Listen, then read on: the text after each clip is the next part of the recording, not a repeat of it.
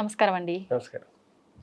అయితే చాలా వరకు కొంతమంది ఆలోచిస్తూ ఉంటారు. కొన్ని రకాల పక్షులు ఇంట్లోకి రాగానే ఇంట్లో ఉన్న దరిద్రం అంతా పోయింది. ఇంకా ఈ పక్షి వచ్చిందంటే లక్ష్మీదేవి రావటానికి సంకేతం అంట.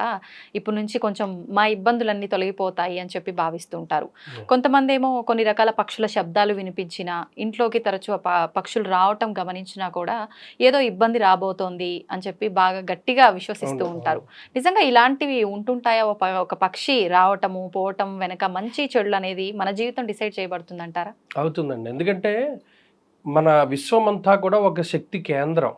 ఇప్పుడు చూడండి, అల్పపీడనం ఏర్పడింది. అది ఏం చేస్తుంది? అల్పపీడనం అంటే ఈ ప్రెషర్ ఎక్కడైతే ఎక్కువగా ఉంటుందో తక్కువలకు ప్రయాణం చేస్తుంది. ఎప్పుడు ఒక దిశలో వెళ్ళదు. అది ఎవరు ప్రిడిక్ట్ చేయలేరు, అది ఎంత పెద్ద వాతావరణ శాఖ అయినా. ఇదంతా ఏంటి అంటే ఒక ఎనర్జీ, ఒక ప్రెషరు, ఒక వాక్యూమ్ క్రియేట్ అయిన చోట ఇవన్నీ మారుతూ ఉంటాయి. అలాగే ఈ విశ్వం అంతా కూడా ఒక శక్తి కేంద్రం. మనలో కూడా చాలా శక్తి ఉంటుంది. దీన్ని ఆరా అంటారు. మీరు గమనిస్తే కొంతమందిలో అది ఎక్కువగా ఉంటుంది, కొంతమందిలో తక్కువగా ఉంటుంది. దాని మీద చాలా సినిమాలు కూడా వచ్చాయి. రోబో అనే సినిమా ఆరా మీద వచ్చింది కదా. అంటే ఇందులో కొంత అపోహలు ఉండొచ్చు, కొంత నిజము ఉండొచ్చు. ఇప్పుడు ఎవరైతే వెజిటేరియన్ వాళ్ళు ఉన్నారో వాళ్ళలో ఆరా బాగుంటుంది. యోగా చేసేవాళ్ళు, మెడిటేషన్ చేసేవాళ్ళు, వాళ్ళలో శక్తి, ఎందుకంటే ఆ కాస్మిక్ ఎనర్జీ. ఇప్పుడు యోగానంద ఆయన ఉన్నారు, పరమహంస యోగానంద.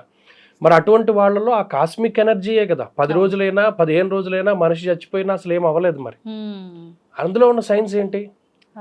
ఇలా చాలా ఉంటాయి. ఒక సమాధి స్థితి అంటారు. సమాధి స్థితి అంటే మన ఉదాహరణకి నిమిషానికి ఇన్నిసార్లు గాలి తీసుకుంటాం. కానీ యోగాలో ఏమవుతుందంటే, క్రియాయోగాలో వెళ్లే కొద్దీ నెంబర్ ఆఫ్ టైమ్స్ మనం శ్వాస తీసుకునేది తగ్గిపోతుంది. ఒకానొక స్టేజ్ లో రోజుకు ఒకసారి, 3 రోజులకు ఒకసారి శ్వాస తీసుకుంటారు. మరి వాళ్ళల్లో ఏ ఎనర్జీ వాళ్ళని కాపాడుతుంది? దాన్నే సమాధి స్థితి అన్నారు. ఇలా ఏంటంటే ప్రతిదీ కూడా ఎనర్జీ అనేటువంటిది ఉంటుంది. మన చుట్టూ మంచి శక్తి ఉన్నదా, చెడు శక్తి ఉన్నదా? ఇప్పుడు చూడండి, ఇంట్లో నెగిటివ్ ఎనర్జీ అంటే ఒక్కొక్కళ్ళకి ఏమవుతుందంటే, ఇంట్లో ఏదో గాలి పట్టింది అంటారు. అంటే విచిత్రంగా ప్రవర్తన చేస్తూ ఉంటారు. అలాగే భూత్ బంగళా అంటారు. భూత్ బంగళా అంటే ఏంటి? అందులోంచి విపరీతమైన శబ్దాలు రావడం. ఇప్పుడు వాస్తు పరిజ్ఞానంలో గనక తీసుకుంటే, గుమ్మాలు కిటికీలు ఇది వరకు ఎక్కడుండేవి? సెంటర్లో గుమ్మాలు ఉండేవి, కిటికీలేమో అటు ఇటు ఉండేవి. మన బాడీకి కూడా సెంటర్లో గుమ్మం ఉంది, తెలుసా మీకు? ఇది సెంటర్లో గుమ్మం. దీని నుండే గాలి వెళుతోంది, వస్తుంది. కిటికీలు అటో కిటికీ ఇటో కిటికీ ఉన్నాయి. మన బాడీలో సెంటర్ గుమ్మమే ఉంది. ఇప్పుడు ఈ మధ్యన మనం ఏం చేస్తున్నాం? ఈశాన్యంలో ద్వారం పెడుతున్నాం. మరి ఇవన్నీ మార్పు చేర్పుల వల్ల ఏమవుతుంది? గాలి వెలుతురు తీరు మారిపోతుంది. ఒక ఇంట్లో ఎలా అయితే గాలి వెలుతురు ప్రసరిస్తుందో దాన్ని బట్టి ఆ యజమాని తాలూకు స్థితిగతులు ఉంటాయి. దాన్నే వాస్తున్నారు. గర్భము, 12 రాసులు, దాన్ని బట్టే గర్భ నిర్ణయం ఇవన్నీ చేస్తారు. ఇప్పుడు ఏమైంది? మన ఇల్లు ఉంది. మీరు ఇప్పుడు కొన్ని ప్రాంతాలు చూస్తే శ్మశానాల్లో కూడా ఇల్లు కడుతున్నారు. ఒరిజినల్గా శ్మశానం అంటే ఏంటి? మనకు ఒక శ్లోకం చెప్తారు కంచి పరమాచార్యుల వారు. ఏంటి? బాలార్క ప్రేత ధూమశ్చ వృద్ధా స్త్రీ పలవలోదకం రాత్రౌ దధ్యాన్న భుక్తిశ్చ ఆయుక్షీణం దినే దినే. రాత్రి పెరుగన్నం తినేవాడు, ప్రేత ధూమం అంటే ఈ శవాల తాలూకు కాలిన పొగ పీల్చేవాడు, వీళ్ళందరికీ ఆయుక్షీణం జరుగుతుంది అన్నారు. శల్యవాస్తు అని ఒక వాస్తు ఉంది. శల్యము అంటే ఎముక. ఈ ఏ ఎముకల మీద అయితే ఇల్లు కట్టారో దానికి ఒక్కొక్క ఫలితం చెప్పేస్తారు. వాస్తులో 16 రకాల వాస్తు శాస్త్రాలు ఉన్నాయి. మన ఇల్లు ఏదైతే ఉన్నదో అది ఒక శక్తి కేంద్రం. ఆ ఇంట్లో పాజిటివ్ ఎనర్జీ ఉంటే ఉండేటువంటి వాడికి అది దోహదపడుతుంది. ఆ ఇంట్లో నెగిటివ్ ఎనర్జీ ఉంది అంటే ఏంటి సంకేతం? ఇవే ఇబ్బందులు వస్తూనే ఉంటాయి. మీరు అన్నారా ఈ పక్షులు, గబ్బిలాలు ఉన్నాయి. గబ్బిలాలు ఎక్కడ తిరుగుతాయి? పెద్ద అపరిశుభ్ర ప్రాంతాల్లోనూ, మర్రి చెట్ల కింద, వీటిలో తిరుగుతాయి. అలాంటిది ఒక గబ్బిలం మన ఇంట్లోకి వస్తుంది ఫ్రీక్వెంట్ గా అంటే ఏంటి? మన ఇంట్లో నెగిటివ్ ఎనర్జీ ఉందనే కదా. గుడ్లగోపులు అవన్నీ ఎక్కడ తిరుగుతాయి?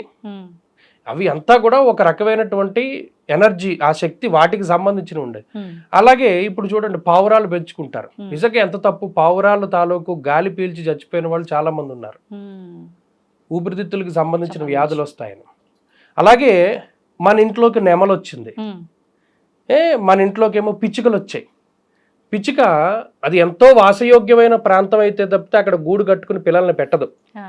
అంటే ఆ ఇంట్లో అంతా కూడా నెగిటివ్ ఎనర్జీ లేదు, అంత పాజిటివ్ ఉంది అని అర్థం. ఉమ్, అయితే ఇవన్నీ మనం ఎలా ఫైండ్ అవుట్ చేస్తాము అంటే మన ఇంట్లోకి చేరేటువంటి జంతువులు. ఓ పంది వస్తే మీరు ఇంట్లో ఉంటారా? పంది ఎక్కడ ఉంటుంది? బురదలోనే ఉంటుంది. అంటే మన ఇల్లు అంత బురదగా ఉందని అర్థం. ఉమ్, ఇక్కడ అదే, అంతకుమించి ఏం లేదు. ఆ వచ్చే పక్షులు కానీ, అంటే ఇంటికి అట్రాక్ట్ అయ్యేటువంటి పక్షులు, జంతువులు, ఇవన్నీ కూడా మన ఇంట్లో ఏ ఎనర్జీ అయితే ఉందో ఓకే. దానికి. ఇప్పుడు మీ ఫోన్లో ఏదో ఒక ఎఫ్ఎం, ఉమ్, సమ్ XYZ, దాని ఫ్రీక్వెన్సీ సెట్ చేసుకుంటారు, ఉమ్, అదే మీకు ట్యూన్ అవుతుంది కదా. ఇల్లు కూడా అంతే. ఇంట్లో ఏ ఎనర్జీ అయితే ఉంటుందో అవే ట్యూన్ అయ్యి దానికి సంబంధించిన చెడు శక్తులు, చెడు ఆలోచనలు, చెడు జంతువులు ఇవన్నీ ఇంట్లోకి వస్తాయి. ఓ, అంటే అవి రావటం వల్ల ఏదో జరగటం కాదు, ఆల్రెడీ మన ఇంట్లో ఉన్న పరిస్థితిని బట్టే అవి రావడం అంతే జరుగుతుంది. కదా. దాన్ని బట్టే మనం ఒక సిగ్నల్ లాగా భావించి మన జాగ్రత్తలో ప్రతిదీ మనం ఉండాలి. శకునం. అందుకనే శకున శాస్త్రం అంటే అదే చెప్పారు. ఉమ్, శకునం అంటే ఏంటి? బలి మీద పడితే ఎవడు చచ్చిపోడు. ఆ, మరణానికి ముందు వచ్చేటువంటి కొన్ని సంకేతాల్లో అదొక భాగంగా చెప్పారు. ఓ, అంతేగాని బలి మీద పడితే చచ్చిపోడు ఎవడు. ఉమ్, ఉమ్, అలా ఏంటంటే కొన్ని మనకి ఏవైతే జరుగుతూ ఉంటాయో ఇవి జీవితంలో ఆల్రెడీ మనకి ఇంత నెగిటివ్ ఎనర్జీ ఉన్న ఇంట్లో ఉన్నావు కదా, అందుకని ఇవన్నీ వస్తున్నాయి. ఉమ్, అందుకని ఏం చెప్తారు? పసుపు వేసుకోవాలి, ఉమ్, ఇంటికి తడిగుడ్డ పెట్టేటప్పుడు ఇల్లు కడుక్కోవాలి, శుభ్రం చేసుకోవాలి. ఆ. ఇదివరకు ఎంత వాసాలు ఇల్లున్నా ఆవు పేడ తీసుకెళ్ళి ఆ అటకంతా కూడా అలుక్కునేవారు సంక్రాంతికి, దసరాకి శుభ్రంగా. ఇప్పుడు ఇల్లు ఎవరు తుడుచుకుంటున్నారు? కిటికీలు ఎవరు తుడుచుకుంటున్నారు? పండగలకి. అంత ఓపిక కూడా లేదు ఎవరికైనా. ఉమ్, అది విషయం. ఇంట్లో ఉన్న నెగిటివ్ ఎనర్జీకి ఇవన్నీ అట్రాక్ట్ అవుతాయి తప్పితే అవి వస్తే ఏదో చెడు జరగడం అన్నది తప్పు. ఉమ్, అంత మన భావన అంతే అది. అంతే. ఉమ్, ఇప్పుడు మీరు ఇందాక గబ్బిలం అన్నారు కదా, ఒకసారి అట్లా గబ్బిలం వచ్చింది అంటే ఆ ఇంట్లో ఉండడానికి పనికిరాదు, ఒకవేళ ఉండాల్సి వస్తే కనుక ఖచ్చితంగా ఇంటికి సంబంధించిన పూజ ఏదైనా చేయించుకున్న తర్వాత ఆ ఇంట్లో ఉండాలి, లేదంటే అరిష్టము అని చెప్పి అంటుంటారు. ఇది నిజమే అంటారా? ఇప్పుడు మీకు క్వశ్చన్ లోనే ఆన్సర్ ఉంది. ఉమ్, పూజ చేయించుకోవాలి. పూజ అంటే ఏంటి? అక్కడ ఉమ్, Positive. Positive vibrations. ఆ మంత్రం, యంత్రం, తంత్రం ఏదైతే ఉన్నదో దానికి సంబంధించి అది చేసుకున్న తర్వాత అప్పుడు ఆ దోషం పోతుంది. అంటే ఈ నెగిటివిటీకి ఆ పాజిటివిటీ తోడవుతుంది, అక్కడైతే న్యూట్రల్ అవుతుంది. ఓకే. అది దానిలో ఉన్న అంతర్యం అది. మొత్తానికి ఇవన్నీ నమ్మొచ్చు అంటారు అయితే. ఖచ్చితంగా నమ్మాలి, జాగ్రత్త పడాలి, పడాలి. ఏదో ఒక విధానాన్ని ఆచరించి దాని నుంచి బయటపడాలి. బొద్దింకలు మీ ఇంట్లోకి వస్తున్నాయంటే దాని అర్థం ఏంటి? ఆ, బాలేదనే కదా, neatness శుభ్రత లేదనే కదా. అవును. మరి ఇవన్నీ మన ఇంట్లో ఆల్రెడీ ఉన్నదానికి ఇవన్నీ అట్రాక్ట్ అవుతాయి తప్పితే ఇవి వచ్చేవో పాటు చేస్తాయన్న సంకేతం ఏం కాదు. ఓకే, ధన్యవాదాలండి.